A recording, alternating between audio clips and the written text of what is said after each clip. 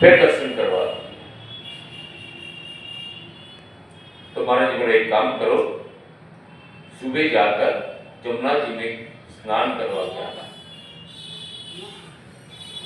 फिर मैं तुम्हें भगवान को दर्शन करने के लिए एक मंत्र देंगे। उस मंत्र को जब जब करोगे और भगवान को पुकारोगे, भगवान तुम्हारे सामने आ जाएगा। अच्छा, ऐसा होता है? हाँ बेटा, ऐसे ही होता है। पर तो मुझे वही मंत्र चाहिए। सुबह हुआ, गौतम कुमार के स्नान करके आए और महात्मा जी के सामने आकर बोला, महाराज अब तो नहा के आए हैं, आप वो मंत्र दीजिए जिस मंत्र से भगवान को दर्शन होता है। बालक के अंदर की इस भावना को देखकर उस महात्मा जी को भी बहुत आनंद आ रहे हैं।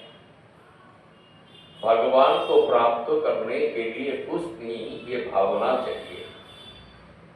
मुझे भगवान दर्शन करना है, ये भावना पहले होना बहुत जरूरी है। अगर भावना नहीं है, मंत्र बोलकर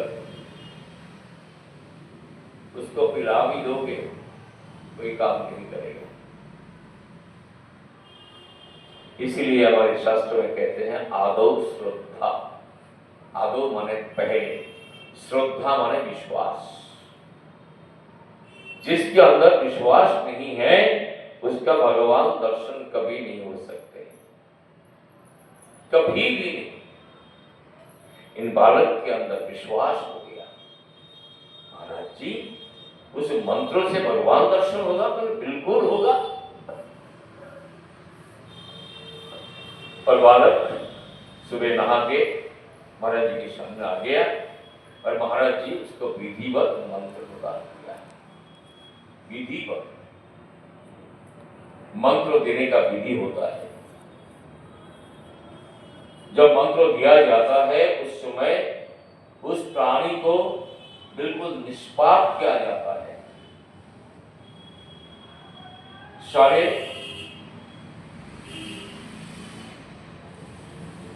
शारीरिक, मानसिक, वैश्विक जितने भी संबंध है, सब संबंध से छेदन किया जाता है। ये नियम है। महाराज सब कुछ करके मंत्र दिया, जाओ बैठ के जप करो, भगवान दर्शन दिया। जप कर रहे हैं और जप करते करते 2-3 महीना हो गया।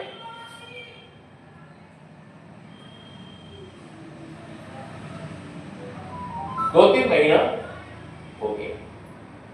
अचानक उसके मन में हुआ, गुरुजी मुझे जगन्नाथ जी का दर्शन करना है। फिर अच्छा, जगन्नाथ दर्शन करना है? और हाँ गुरुजी बोला, एकांत स्थान में बैठो, मंत्र जप करो और तुम जगन्नाथ पहुंच जाओगे।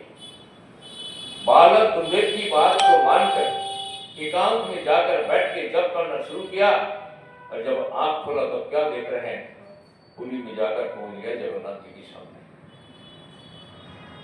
इसका नाम होता है विश्वास, इसका नाम होता है श्रद्धा, इसका नाम होता है भक्ति। जब गुरुदेव के प्रति इस प्रकार श्रद्धा भक्ति नहीं है तो भगवान सामने आकर खड़ा होने के बाद भी दर्शन नहीं होगा, बिल्कुल नहीं होगा। फिर जगन्नाथ में गया और जगन्नाथ में जाकर भगवान को दर्शन कर रहे हैं, सेवा कर रहे हैं, आनंद में प्रफुल्ल हो गया। और इस प्रकार करते करते 6 महीना हो गया। अचानक फिर चिल्लाना शुरू कर दिया, गुरुदेव गुरुदेव गुरुदेव। बोले क्या होगा बेटा? बोलते वृंदावन में और भक्त कहाँ है? पूरी धाम में। इतना डिफरेंस। वहां भक्त तो आवाज लगा रहे हैं और यहाँ गुरुदेव जवाब दे रहे हैं। ये होता है गुरु और शिष्य का संबंध। गुरु और शिष्य में इस प्रकार संबंध नहीं हुआ, ये सब नाटक है, सब नाटक है। ना कोई शिष्य है ना कोई गुरु है, गुरु और शिष्य इसका नाम है।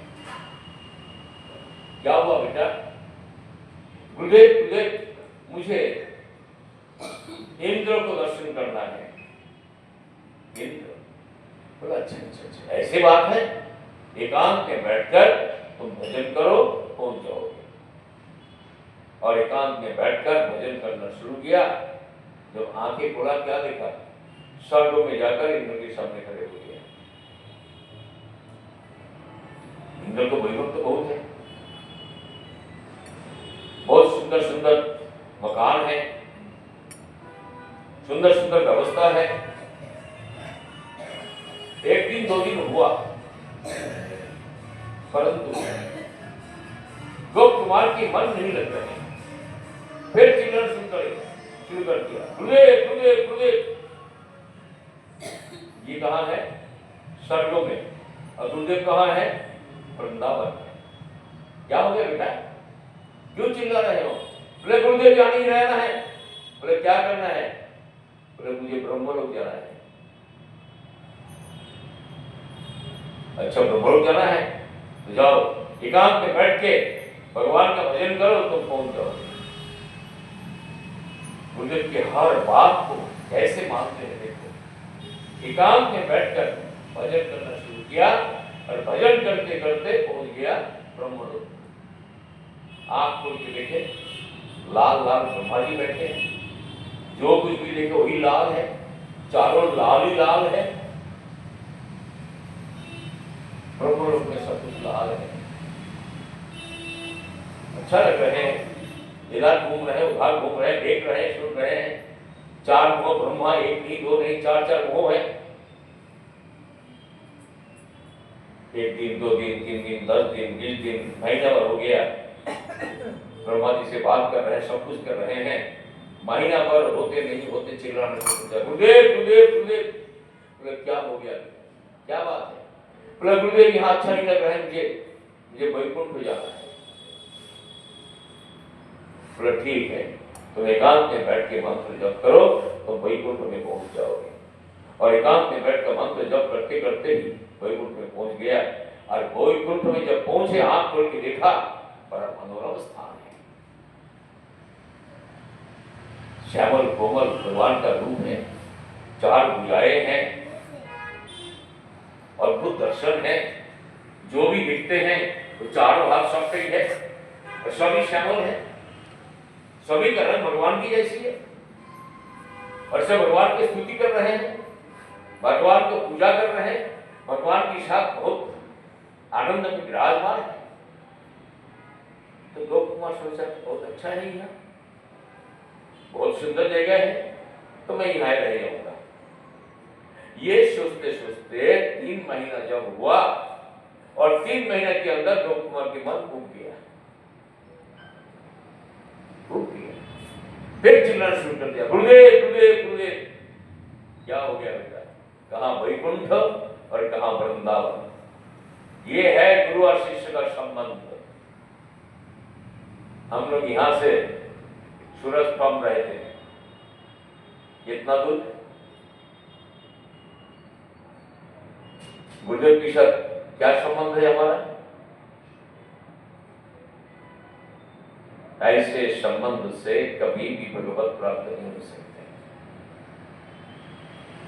हमारे चैतन्य महाप्रभु जी खुद बोलते हैं, संबंध लोइया भजे तारे कृष्ण नहीं तजे आर सब मरे अवतारा। जो संबंध किया है उसी का ही कृष्ण स्वीकार किया और बाकी सब ऐसे मर जाएगा। और कल तो मैंने बताया, मरने के बाद कहां जाओगे, क्या होगा, क्या दशा होगा। तो गोप कुमार बोल रहे अच्छा नहीं लग रहे हैं गुरुदेव, तो कहां जाओगे?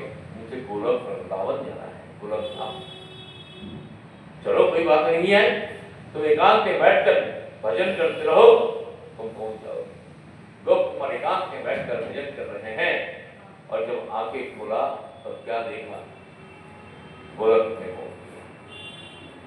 बहुत सुंदर दृश्य है, गोरख धाम का दृश्य अद्भुत है और सिर्फ आनंद ही आनंद वहां पर है। और सबका उम्र कितना है? सबसे ज्यादा जो उम्र है 11 साल 12 साल, इससे बड़ा कोई नहीं है। सब 11-12 साल के हैं और सभी मधुर मुस्कान से, मंद मुस्कान से भगवान को रूप निहार रहे हैं। लोग तो मुझे मिल गया, आपको चिंता नहीं है। लेकिन कुछ दिन बाद फिर गोपकुमार की मन खराब हो गया। कारण गोरख धाम में एक चीज नहीं है, सब है, एक चीज नहीं है। वो क्या है? गैया चराना नहीं है। भगवान खेलते हैं, सखाओ है, बहुत सारे सखियां है, सब कुछ है, परंतु गोचारण नहीं होता है। ये सब नहीं होता है। तो जब रो रहे हैं तो नारद जी आ गया। क्यों बेटा, क्या हो गया? क्यों रो रहे हो? आप कौन है? बोले मैं देवर्षि नारद। अच्छा, आप नारद जी है? मुझे यहाँ अच्छा नहीं लग रहे हैं। बोले क्यों? बोले ये जो हमारे सखा है ना, चुपचाप बैठे रहते हैं, खेलते नहीं है, गैया नहीं चलाता है, घूमता नहीं है, एक ही जगह बैठे रहते हैं, बस हमें अच्छा नहीं लगता है। बोलो अच्छा, तुम्हें खेलना है, गैया चराना है, ये सब करना है, जमुना जी में जगह कूदना है, डुबकी लगाना है, ये करना है? बोला हाँ वो करना है। बोले तुम तो यहाँ से सीधा भौम वृंदावन में चले जाओ। इसका नाम है भौम वृंदावन। जय गुरुदेव की आवाज। गुरुदेव बोला कोई बात नहीं बेटा, भगवान का मंत्र उच्चारण करो, आंख बंद करो, जप करते रहो, वृंदावन पहुंच जाओगे। और वृंदावन सच में पहुंच गया और पहुंचने की साथ साथ क्या देख रहे हैं? चारों ओर से गैया का रंभा रंभा आवाज आ रहे हैं, दूर से सखाओं की खिलने का आवाज आ रहे हैं। गोपकुमार दूर से चिल्ला रहे हैं, सखा सखा सखा सखा, कहां हो तुम सखा? इधर हमारा कन्हैया भी क्या सबके साथ मेला छोड़ दिया, चलना बंद हो गया। वहां से चिल्लाते चिल्लाते आ रहे हैं, आ रहा हूं मैं, आ रहा हूं सखा, मैं आ रहा हूं, आ रहा हूं। और आते आते दौड़ दौड़ के आए और गोपकुमार को गोद में भर के वहां गिर गया। तो ये वृंदावन है। इस वृंदावन को साधारण जो समझता है, एक पत्थर का बिल्डिंग देखने के लिए जो आता है, वो वृंदावन का स्वाद कभी नहीं ले सकते, कभी नहीं। और वृंदावन में आकर सो के रह जाते हैं, सेवा नहीं करते हैं, वो वृंदावन का क्या स्वाद लेगा? वृंदावन में आया तो यहाँ का कण कण में मुझे सेवा करना है। क्यों? बोले यहाँ के कण कण में मेरे प्रभु विराजमान है, मेरे जीवन सरकार विराजमान है, मेरे कृष्ण कन्हैया यहाँ विराजमान है।